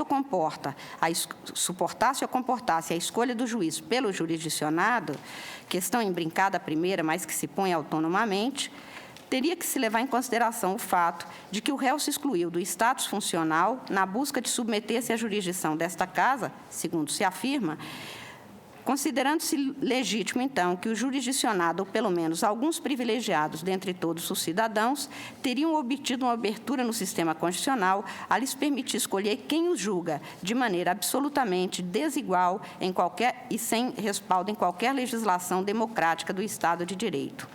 Mais ainda, com práticas como esta, poder-se-ia não apenas chegar a uma desvantagem ou uma desmoralização dos órgãos judicantes, que tudo fizeram para cumprir as suas funções, como também a prescrição de crimes e a uma impunidade premeditada, pois bastaria que se valessem aqueles que dispõem de foro específico para ser processados e julgados de subterfúgios, como, por exemplo, a escolha alternativa de um ou outro caminho para, com o tempo gasto no processamento em cada qual dos órgãos, burlarem-se as leis do processo penal e obter-se a não conclusão da ação pela extinção da punibilidade, a que chega com a superveniência da prescrição. Não há constitucionalidade nem legitimidade em tal proceder. como válida juridicamente, não haverá de ser considerada a burla ao dever do Supremo Tribunal, que no início do julgamento, o que se dá com a publicação da pauta da sessão, na qual se levará a cabo a apreciação das matérias postas à jurisdição, tenha frustrado o cumprimento do seu dever constitucional pela alteração do estado de fato do acusado. Eu vou deixar de salientar, de ler aqui o que me referia à legislação processual, porque estou citando o que o ministro Peluso se referiu exatamente, Frederico Marques e Eugênio Pacelli, entre outros. Pois não, por... Eu pedi essa intervenção a Vossa Excelência, embora não seja do meu hábito intervir muito, ou seja, nem sei mais. Mas eu quero dizer que o voto de Vossa Excelência agora rasgou um facho de luz aqui na minha cabeça e que me permite ponderar à Corte o seguinte. Na verdade, o meu voto não predica, e em nenhum momento o fiz, um retorno à súmula 394. O primeiro motivo é porque a súmula 394, a rigor, nada tem com o princípio da perpetuácio, porque o princípio da perpetuácio se radica na questão da determinação da competência no momento da propositura da ação, não no momento do fato que possa ter gerado o critério que determina a competência. São coisas completamente diferentes.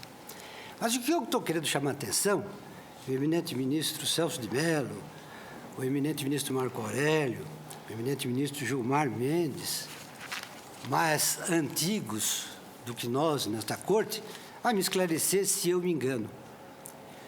Os casos que constituem os precedentes em que se baseou o enunciado da súmula, nenhum deles diz respeito à renúncia. Diz respeito à cessação do exercício funcional pelo término do mandato. Ou seja, por um fato objetivo que não depende da vontade do réu. É o próximo item do meu voto. Então, eu vou ler exatamente está me trazendo à consideração o seguinte: é um risco a esta Corte, se não fosse, do meu ponto de vista, e com devido respeito injurídico, afirmar, enunciar uma tese segundo a qual o réu dispõe por um ato de vontade da competência do Supremo. Eu vou ler na sequência. Dispõe por um ato de vontade. É como se o Supremo consagrasse a tese de que as partes podem convencionar não se submeter à competência do Supremo.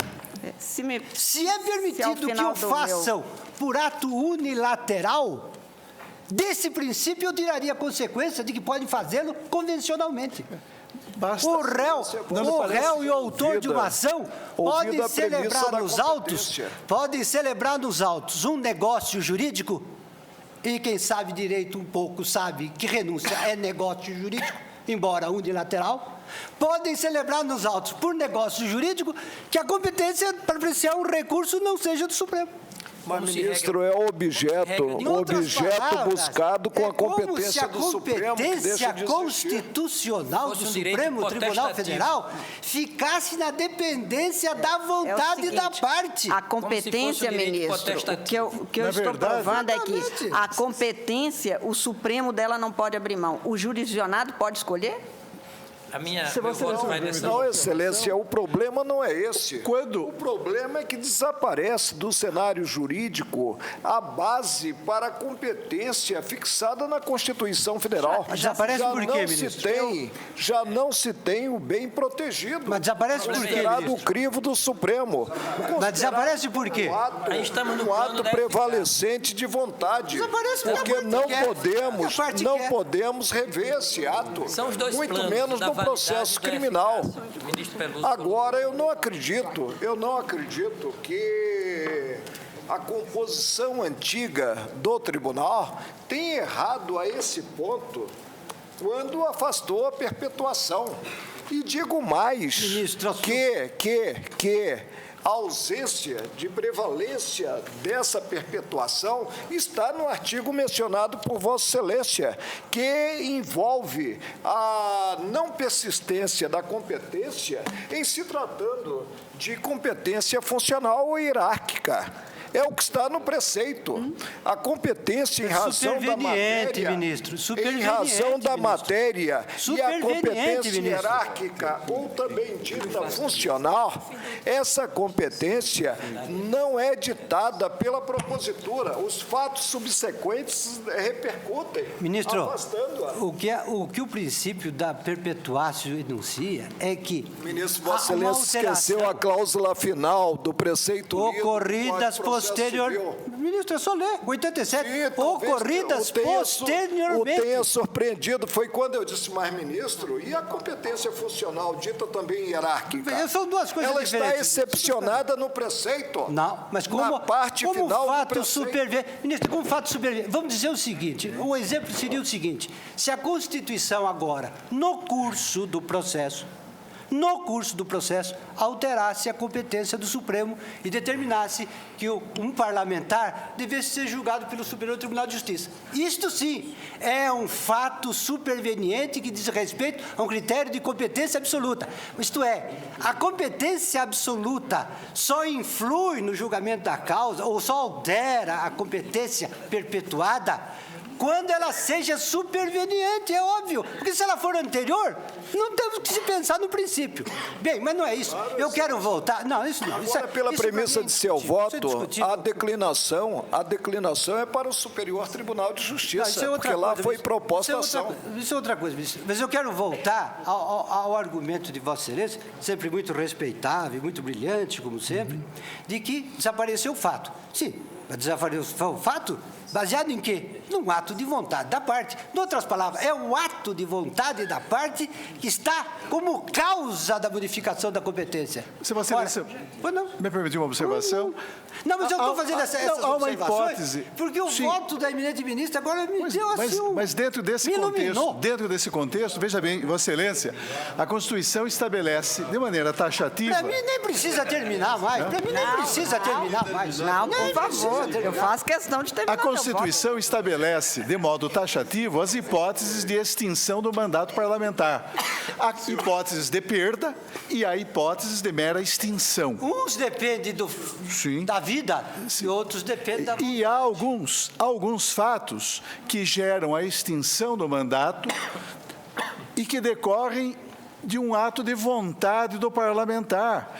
Basta que o parlamentar deixe de comparecer em cada sessão legislativa à terça parte das sessões ordinárias da Casa que pertencer, para que desse ato de vontade, dessa omissão do parlamentar, decorra a extinção do seu mandato, e extinção que será objeto de mera declaração, consoante estabelece o parágrafo 3º do artigo 55. Nos casos previstos, nos incisos, é o caso 3º, etc. e tal, a perda será declarada pela mesa da casa respectiva de ofício, ou mediante provocação de qualquer de seus membros ou de partido político representado no Congresso Nacional, assegurada ampla defesa. Nós temos uma hipótese de perda de mandato que decorre de um ato de vontade do parlamentar. Com a extinção do exercício do ofício legislativo, isso vai gerar como consequência a cessação da jurisdição penal do Supremo. Mas remanescendo na origem um ato de vontade. Basta a omissão do parlamentar. O argumento de Vossa Excelência é impressionante. Ou deixar, por ato de sua própria vontade, não ser candidatar à reeleição. Ministro, o argumento de Vossa Excelência é impressionante. Data vênia à primeira vista. Porque é preciso esquecer que, se o parlamentar o faz dolosamente para escusar-se de uma manifestação formal de vontade, permitindo que, pelas suas faltas, o parlamento extinga o seu mandato para escapar das competências do Supremo, é a mesma coisa que se ele o tivesse declarado. A diferença é que um faz abertamente e outro faz sutilmente. Ambos querem mudar a competência do Supremo por ato de vontade. E eu acho que a segunda hipótese de Vossa Excelência é igual à primeira. A diferença é que um é uma declaração formal e outra como diz o povo, se faz de desentendido. Mas veja, Vossa Excelência, que nós acabaremos Pra perder fazendo a uma competência. análise psicológica da intenção do parlamentar para, afinal, reconhecer subsistente ou não a nossa competência Não, penal. olha, não, eu mandei levantar aqui, alguns precedentes, só para você ver. Cessação, ex-ministro de Estado, perdeu a função. O 40.380, cessação de exercício funcional. 40.400, crime cometido após cessação de exercício funcional. 32.097, aposentadoria compulsória do juiz.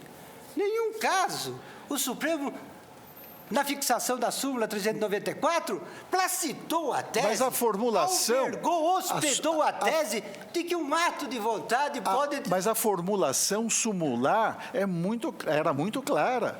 Ao imputar a cessação do exercício, a cessação de uma dada condição funcional, ao imputar a essa situação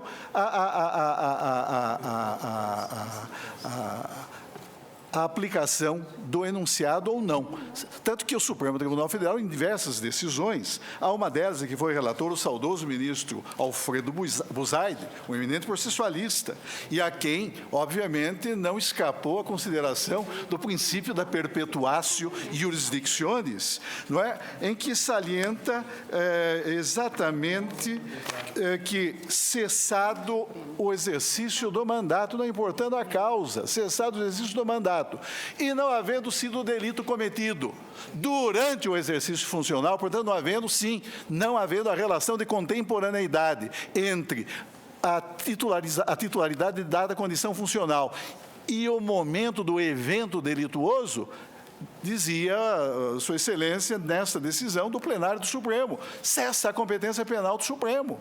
Cessa a competência penal do Supremo e devolve seu processo ao juiz de primeiro grau ou a um outro órgão judiciário, se este, na época, se este detivesse a competência para o caso, desde que a prática delituosa houvesse ocorrido durante o exercício funcional.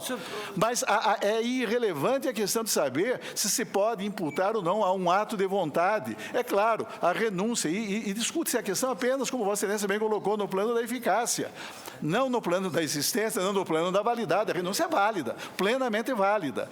Agora, para que a renúncia tenha no plano da sua eficácia, para que ela não possa ser invocada plenamente, o Congresso Nacional, em relação aos seus membros, teve necessidade de promulgar uma emenda à Constituição para estabelecer no parágrafo 4º do artigo 55 da Constituição que a renúncia de parlamentar submetido a processo que vise ou possa levar à perda do mandato nos termos desse artigo terá seus efeitos suspensos até as deliberações finais de que trata os parágrafos tais.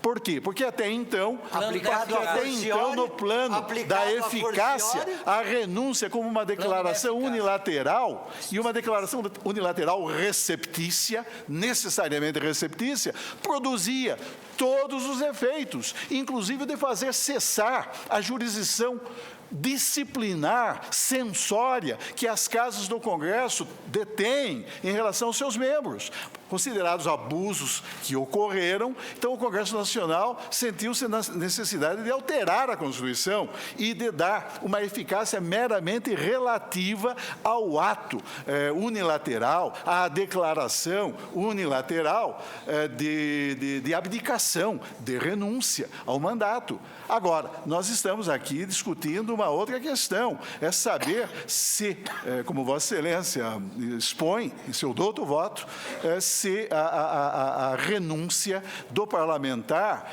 tem ou não eficácia plena em relação à preservação da competência penal originária do Supremo Tribunal Federal. Exatamente, é essa a questão que eu estou falando. Mas temos inúmeros precedentes que indicam para uma solução diversa, no sentido de que basta, isso aí em face da súmula 394.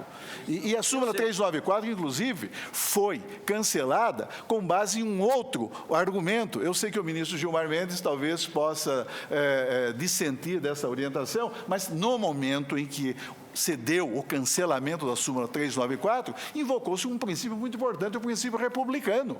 Isso está claramente exposto no voto do ministro relator, ministro Sidney Sanches, e ele fez consignar na própria ementa. Quer dizer, o postulado republicano como uma razão fundamental para fazer cessar a competência penal originária do Supremo Tribunal Federal naqueles casos em que também se extinguisse dada a condição funcional, até então viabilizadora do reconhecimento da competência penal ordinária desta Corte.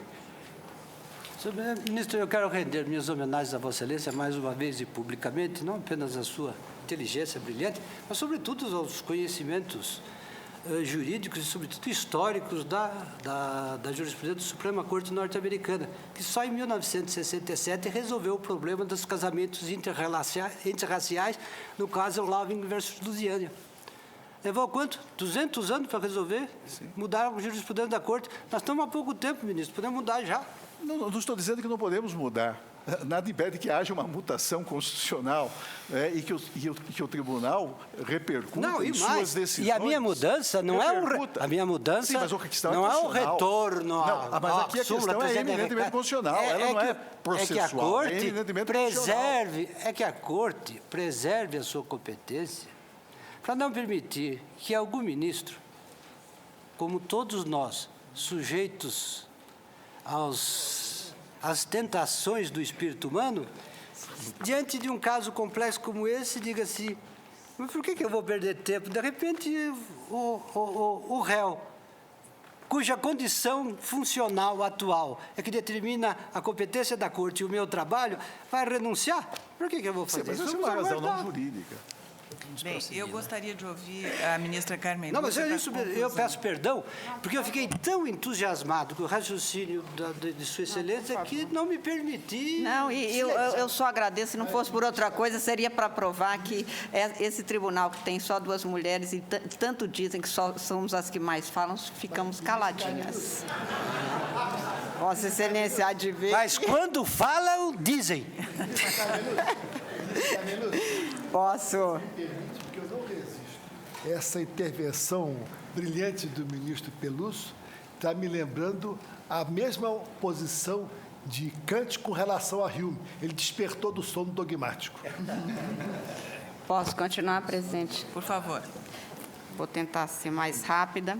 É que eu examinei, então, na primeira passagem, a questão da competência do Supremo e como o ministro relator pôs como deveria ser a questão da renúncia do acusado e as consequências, eu, então, gostaria de dizer uma palavra sobre essa situação, ou seja, a renúncia ao cargo de deputado federal pelo acusado e seus efeitos sobre o julgamento da ação penal em pauta. Eu afirmei numa outra ocasião que renúncia é um ato jurídico unilateral, pelo qual o agente, no caso um agente político, abandona por decisão expressa o cargo para o qual foi eleito. Recusa ele, assim, a continuidade de sua condição de titular do cargo no qual foi empossado por mandato popular. Pelo ato de renúncia, abdica-se do cargo que ocupa. Mas, naquela oportunidade, eu anotei ainda que, diversamente do que ocorre na renúncia em matéria de direito privado, no direito constitucional, em casos como esse, a renúncia equivale ao abandono do cargo por manifestação expressa de sua deliberação no sentido de se negar a titularizá-lo. Mas esse voluntarismo, que no direito privado pode até conduzir à finalidade de desobrigar-se das funções inerentes ao direito renunciado, no direito público e, principalmente, na espécie em foco, somente pode ter como finalidade a cessação do exercício do cargo e a desobrigação de se dar continuidade ao desempenho das funções a ele inerentes. Se a vontade tem predomínio ainda hoje no direito privado, a finalidade pública é que tinja a essência de todas as relações firmadas no direito público. Seria inimaginável, juridicamente, que um ato unilateral de alguém pudesse sobrepujar os objetivos do processo, máxime em se tratando de processo penal. Não pode um ato pessoal de vontade ter o condão de extinguir um julgamento na instância em que se encontra. Renúncia no direito é um instituto específico que se presta ao afastamento do renunciante do direito a que fez jus pelo ordenamento jurídico. Não exclui, portanto, deveres contraídos ou responsabilidades havidas e para as quais há de prestar contas exatamente nas condições de exercício do cargo, especialmente numa situação em que a renúncia seria de um agente processado, mas ainda não julgado, pois que se daria durante o processo, na iminência do seu julgamento e com a finalidade de eximir-se da subsunção ao órgão que sobre a matéria deve decidir. Não se nega, nem se o poderia, que aquele que por qualquer razão não se sente em condições de continuar a exercer cargo público pode renunciar a esse desempenho sem que se lhe possam opor embargos de qualquer natureza. Entretanto, quando o ato de renúncia ocorre durante a fase de processo e julgamento do renunciante, há que se analisar em que momento ocorre tal resignação, para se conhecer de seus efeitos sobre o processo e julgamento, ou seja, de sua repercussão jurídica sobre o exercício da competência para julgar. B. Qual a finalidade e quais os efeitos jurídicos concretos, inclusive para o renunciante, do julgamento e de uma eventual condenação pelo órgão perante o qual está sendo processado. Se a renúncia pudesse valer extinção instantânea do processo e determinar o exaurimento da competência de um órgão ou mesmo a sua supressão, é certo que estaria a adotar o princípio da pessoalidade do voluntarismo a predominar sobre a finalidade pública que domina todas as condutas, especialmente dos agentes públicos. Ao contrário disso, entretanto, a igualdade de tratamento e a secundariedade dos atos de vontade pessoal é que predominam no trato da coisa pública, nos comportamentos dos agentes que compõem os órgãos governamentais e nos exercícios de competência. Salientava, então, o ministro Evandro Lins e Silva que, aspas, os crimes não se evaporam com a renúncia ou extinção de mandato. Com a renúncia, os órgãos não perdem a competência para prosseguir no julgamento, ao contrário, têm-a prorrogada. Renúncia, portanto, de mandato é ato legítimo, porém não se presta a produzir efeitos, inclusive para servir como subterfúgio para se deslocar em competências constitucionalmente definidas e que não podem ser objeto de escolha pessoal, menos ainda ato de vontade válida a impedir a fixação de competências e das condenações em tempo próprio. No caso em pauta, a perda do cargo ou o afastamento dele pode se dar na espécie, pelo que, se dele se afasta por renúncia o acusado, subtrai-se aos resultados que sejam possíveis, mas não à determinação do órgão julgador. Por isso, os efeitos somente se entendem com o que seja legítimo no sistema, como forma de desincumbir-se o renunciante do encargo, mas não como mecanismo para se subtrair dele dos débitos que tenha com a administração pública ou com a sociedade nos termos das competências judicantes constitucionalmente previstas. Estou citando jurisprudência, que se tem, inclusive, desta Casa, no sentido de que a renúncia do cargo, apresentada em sessão de julgamento quando já iniciado, não paralisa o processo. E volto a dizer que o presente processo estendeu-se por 14 anos. Em todo este período, o réu titularizou cargo eletivo. Não se pronunciou em qualquer momento sobre a possibilidade de esquivar-se de eleição ou de abandonar qualquer dos cargos para se submeter ao julgamento pelo júri. Portanto, não se há considerar coincidência ou imprevisão a renúncia decidida e formalizada na véspera do julgamento por este Supremo Tribunal Federal. Por isso, os fins da renúncia não se incluem entre aqueles que impedem o prosseguimento do julgamento pelo Supremo Tribunal, o que seria e é ato legítimo pela decisão unilateral adotada, não pode ser considerado exercício legítimo de direito pela ilegitimidade dos motivos e fins entrevistos, quando se trata de exclusão da competência deste Supremo Tribunal para o julgamento de um processo penal na iminência da sessão de julgamento. Tanto equivaleria a abuso de direito ao qual não dá guarida o sistema constitucional vigente. O direito, em sua realização normal e legítima, é uso. Em sua realização anormal e ilegítima, abuso. Na espécie em pauta, o que se tem é uma prática que, conquanto formalizada como ato válido, abriga pretensões e efeitos incompatíveis com os princípios e as regras constitucionais, porque excluem a aplicação da regra de competência deste Supremo Tribunal Federal.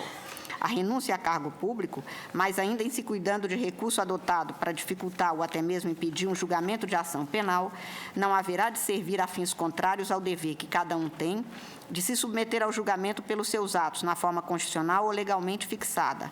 Daí o disposto no artigo 55, parágrafo 4º da Constituição, segundo o qual, aspas, a renúncia de parlamentar submetido a processo que vise ou possa levar à perda de mandato, nos termos deste artigo, terá seus efeitos suspensos até as deliberações finais de que tratam os parágrafos 2º e 3º.